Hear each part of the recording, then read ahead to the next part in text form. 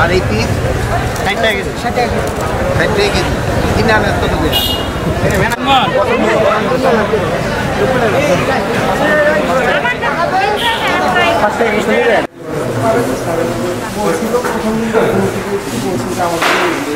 কিনে আনতে বুঝে কেন?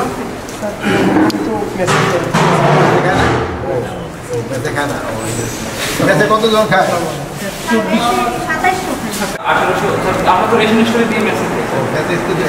বেচিন না কেউ আছে যারা রেশন বেচে?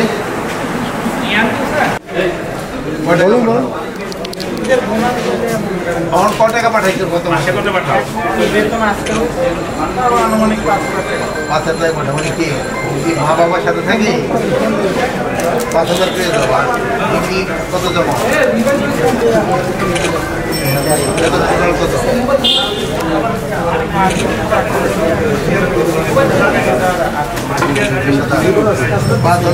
বাবা মারে কত দাও? কত কিলো? 14 আর নিজের চলার জন্য 10-12 হাজার টাকা লাগে না? লাভ করতেছেন তো? দেখেন লাকড়ি দিয়ে রান্না হচ্ছে, এই জন্য কিন্তু আপনারা দেখছেন যে আমি যে আমাদের যে জ্বালানি উপদেষ্টার সাথে আমি কিন্তু কথা বলছি, এখানেই কথা বলছি। এখানে বাইরে যেন সেও মানে আমাদের ধর্ম উপদেষ্টা কিন্তু সবার জন্য রিকোয়েস্ট করতে যেন বাইরে যেন খাবারটা না খায়, যেহেতু এটা ইসের জন্য একটা সম্মান প্রদর্শন করে যারা রোজা থাকতেছে তাদের। আর একটা আপনাদের মাধ্যমে আমি অনুরোধ করব যেন জিনিসপত্রের দাম না বাড়ায়। আপনারা দেখবেন অন্যান্য ধর্মাবলম্বীরা যারা তাদের যে সময় অন্যান্য অনুষ্ঠানগুলি হয়, ধর্মীয় অনুষ্ঠান, সে সময় তারা জিনিসপত্রের দামটা কমায় দেয়।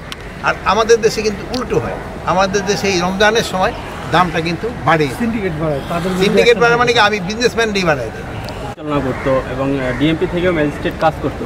সেই ম্যাজিস্ট্রেসি যে অভিযানগুলোর ফলে কিন্তু অনেক সময় এই সিন্ডিকেটগুলো আসলে মাথা নোয়াতে বাধ্য হতো, কিন্তু এবার আমরা দেখছি যে এখন পর্যন্ত ওই ধরনের কোনো। কিন্তু আপনি দেখেন এই সিন্ডিকেটের অভিযান না থাকলেও গতবারের থেকে কিন্তু এবার জিনিসপত্রের দাম কম্পারেটিভলি একটু কম আছে, এবার কিন্তু একটু কম আছে।